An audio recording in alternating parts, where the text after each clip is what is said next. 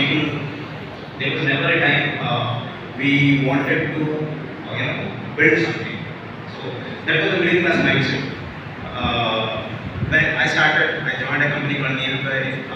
I worked with the Hotstar, and then I decided. I thought that why don't I make a step forward? Why don't I choose entrepreneurship? Because this is where the real freedom is. This is where we can really solve the problems. We'll be solving the problems that we see in the society rather than solving problems for the others. So that's when we decided. We thought of building a startup, and we started with an app called Balloon, which is a entertainment domain, but then it didn't work out, and then we kind of continued. And then when I wanted to buy a house, that's when I saw the problem. Like, there are a lot of things it was getting very difficult for me to verify that. Then I saw the problem that we have to solve this problem somehow using technology.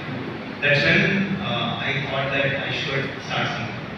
Okay. Now, the moment you have said this is the second time founder, Yeah. that means you have failed, correct? Yes, sir. I am failed for this. So, can you have your failing lessons for entrepreneurs so that they should not repeat those failing attempts? Yes. So there are a lot of things. Okay, one has to look at before starting something, but it doesn't stop you from doing what you want to do. If you are really passionate about any problem, you should start. You should go ahead and you should start. The world will help you out. You just need to start. Starting is the problem, which is like it is a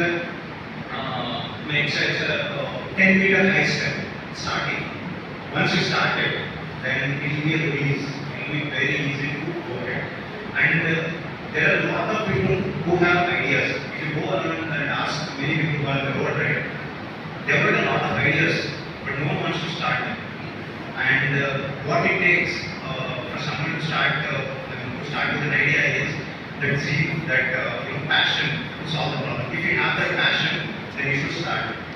That is one thing that you should keep in your mind. And there are certain things when you have already started up.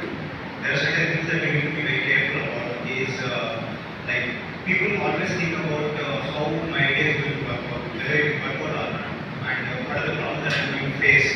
And like this, we call it paralysis by analysis. We just keep analyzing things and don't do anything. When you get an idea, right, you should get started immediately. And you should fail faster. You should do things, you should fail faster. Failing faster is when you understand what is the correct thing to do.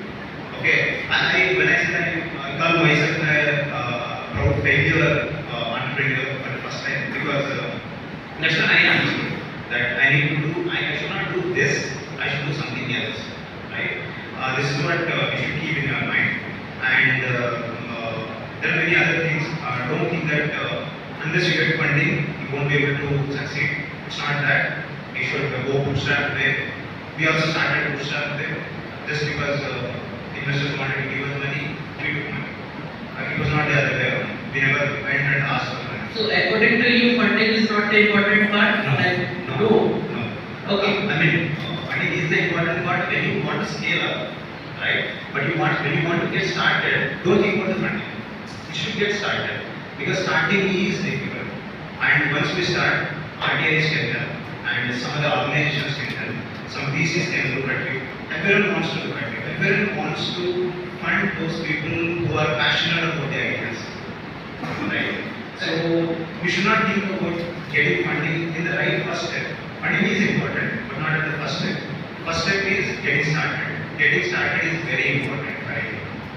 So that is why most of the students and entrepreneurs, they ask question. Their parents are seeking some of ROI, correct? After finding it, they should make the loan repayment of their education loan and all. If you become an entrepreneur, then who's going to bear that cost? That kind of things they are asking. There is, when you are fresh out of college, right, that is the right time to start any business. Because when you grow a little older, you have a lot of responsibilities on you. And you have nothing to lose now. You should get started. And that doesn't mean that you should leave everything else and just started with the idea. If you have